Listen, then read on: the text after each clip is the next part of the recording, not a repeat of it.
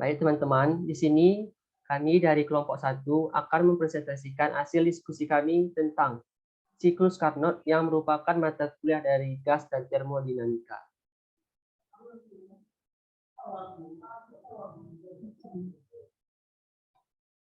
Di sini kami kelompok 1 beranggotakan Amelia Maharani Sitorus, Elva Damayanti Girsang, Khairunisa Argianti, Peggy Ananda Putri Adi Yunita, Surya Julius Sembiring, saya sendiri, dan Yuli Sinta Simamora. Baik, yang pertama itu merupakan siklus Carnot yang akan dibahas oleh Elva. Kepada Elva saya persilahkan. Baik, terima kasih kepada moderator. Jadi yang pertama adalah siklus Carnot. Siklus adalah suatu rangkaian proses yang berjalan sedemikian rupa sehingga pada akhirnya kembali kepada keadaan semula. Misalnya, terdapat satu siklus termodinamika yang melibatkan proses isotermal, isobarik, dan isokorik. Sistem menjalani proses isotermal dari keadaan A sampai B. Kemudian menjalani proses isobarik untuk mengubah sistem dari keadaan B ke keadaan C. Akhirnya, proses isokorik membuat sistem kembali ke keadaan awalnya atau A. Proses dari A ke keadaan B, kemudian ke keadaan C, dan akhirnya kembali ke keadaan A, menyatakan suatu siklus. Saya kembalikan kepada moderator.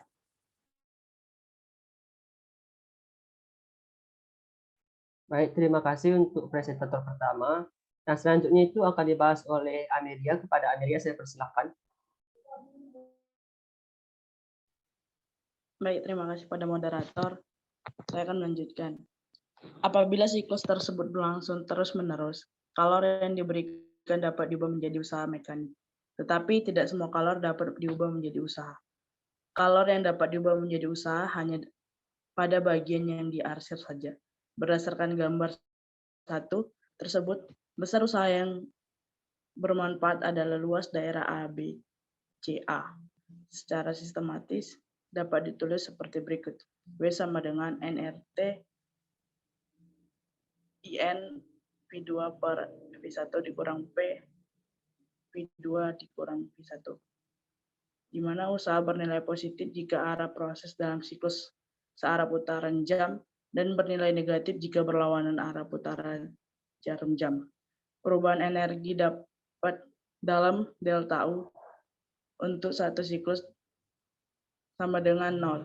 Delta U sama dengan 0. Karena keadaan awal sama dengan keadaan akhir. Saya kembalikan pada moderator.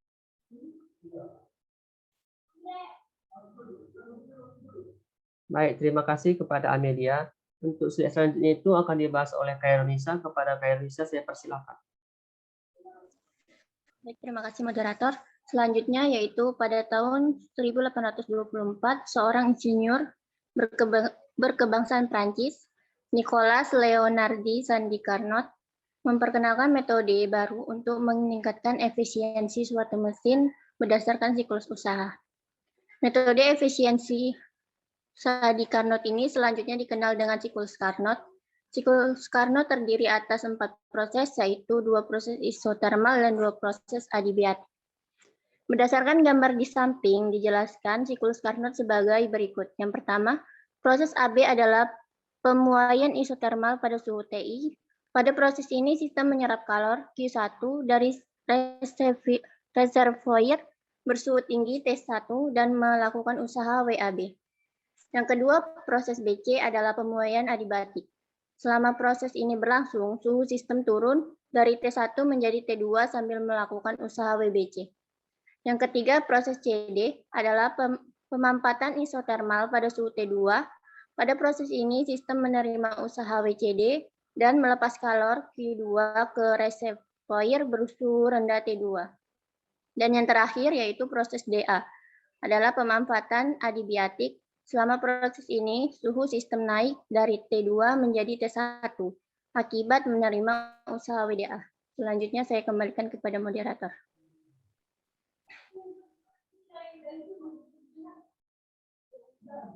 Baik, terima kasih kepada Khairunisa. Nah, untuk pembahasan siklus Carnot selanjutnya itu akan dijelaskan oleh Peggy. Kepada Peggy saya persilakan.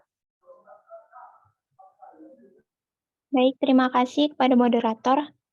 Selanjutnya, siklus Carnot merupakan dasar dari mesin ideal, yaitu mesin yang memiliki efisiensi tertinggi yang selanjutnya disebut dengan mesin Carnot. Usaha total yang dilakukan oleh sistem untuk satu siklus sama dengan luas daerah di dalam siklus pada diagram. P kurang V.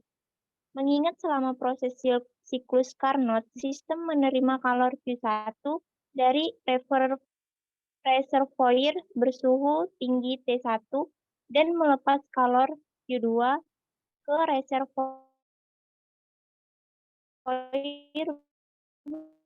bersuhu rendah T2.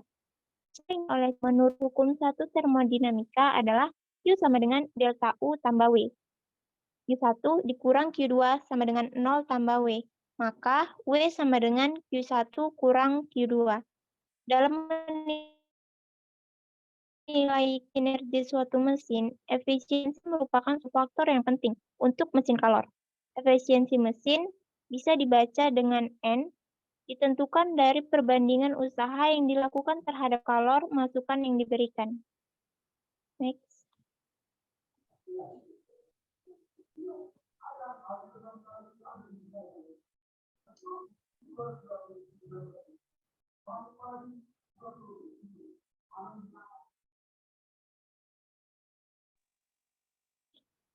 Atau secara sistematis juga dapat dituliskan sebagai berikut. N sama dengan W per Q1 dikali 100% sama dengan Q1 kurang Q2 per Q1 dikali 100% sama dengan 1 dikurang 2 per Q dikali 100%. Untuk siklus Carnot berlaku hubungan Q1 per Q2 sama dengan T1 per T2. Sehingga efisiensi mesin Carnot dapat dinyatakan sebagai berikut. N sama dengan 1 kurang T2 per T1 kali 100%, di mana N menunjukkan efisiensi mesin Carnot dalam satuan persen, T1 suhu reservoir bersuhu tinggi dengan satuan Kelvin, dan T2 suhu reservoir bersuhu rendah dengan satuan Kelvin. Efisiensi mesin Carnot merupakan efisiensi yang paling besar karena merupakan mesin ideal yang hanya ada di dalam teori. Artinya, tidak ada mesin yang mempunyai efisiensi melebihi efisiensi mesin Carnot. Berdasarkan persamaan di atas, terlihat efisiensi mesin kalor Carnot hanya tergantung pada suhu kedua tandon atau reservoir. Untuk mendapatkan efisiensi sebesar 100%, suhu tandon T2 harus sama dengan 0 Kelvin. Hal ini dalam praktik tidak mungkin terjadi. Oleh karena itu, mesin kalor Carnot adalah mesin yang sangat ideal. Hal ini disebabkan proses kalor Carnot merupakan proses reversibel. Sedangkan kebanyakan mesin biasanya mengalami proses irreversibel atau tak terbalikan. Saya kembalikan kepada moderator. Baik, untuk hukum termodinamika itu akan dibahas oleh si Yuli. Kepada Yuli saya persilahkan.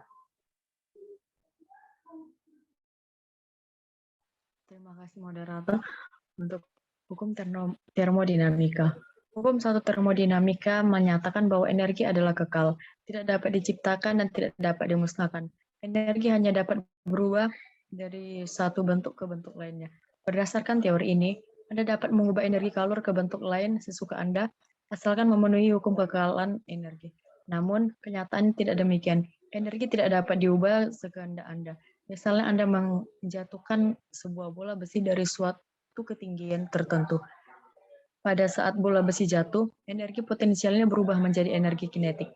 Saat bola besi menumbuk tanah, sebagian besar energi kinetiknya berubah menjadi energi panas, dan sebagian kecil berubah menjadi energi bunyi. Sekarang, jika prosesnya Anda balik, yaitu bola besi Anda panaskan sehingga memiliki energi panas sebesar energi panas ketika bola besi menumbuk tanah. Mungkinkah energi ini akan berubah menjadi energi kinetik, dan kemudian berubah menjadi energi potensial, sehingga bola besi dapat naik? Peristiwa ini tidak mungkin terjadi walau bola besi Anda panaskan sampai meleleh sekalipun. Ini menunjukkan proses perubahan bentuk energi di atas hanya dapat berlangsung dalam satu arah dan tidak dapat balik. Proses yang tidak dapat dibalik arahnya dinamakan proses irreversible. Proses yang dapat dibalik arahnya dinamakan proses reversible. Selanjutnya,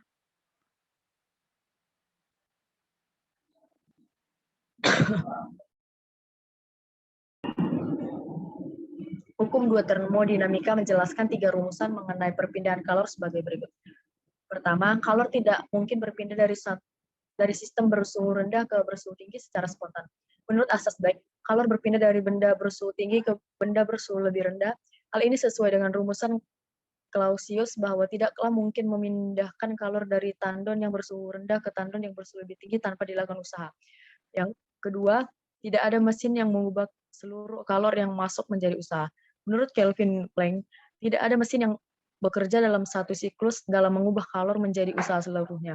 Ketiga, jika suatu sistem mengalami perubahan secara spontan, maka perubahan akan berarah sedemikian rupa sehingga entropi sistem akan bertambah, ataupun akan tetap nilainya. Entropi adalah ukuran banyaknya energi atau kalor yang tidak dapat diubah menjadi usaha. Besarnya entropi suatu sistem yang mengalami proses reversibel sama dengan kalor yang diserap sistem dan lingkungannya atau delta A kali Q. Dibagi suhu mutlak sistem tersebut atau T. Perubahan entropi diberi tanda delta S. Sistem secara matematis dapat ditulis sebagai berikut.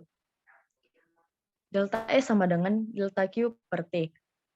Ciri proses reversibel adalah proses total entropi delta S sama dengan 0, baik bagi sistem maupun lingkungannya. Pada proses irreversibel perubahan entropi O semesta delta semesta lebih besar dari 0. Proses irreversibel selalu menaikkan entropi semesta.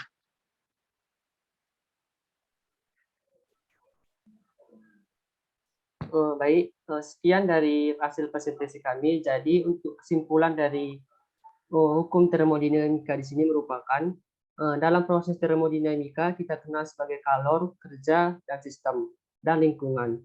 Salah satu contoh sederhana yang berkaitan dengan perpindahan energi antara sistem dan lingkungan, yaitu melibatkan kalor dan kerja adalah proses pembuatan elektron. Nah, baik, sekian dari hasil presentasi kami ucapkan terima kasih.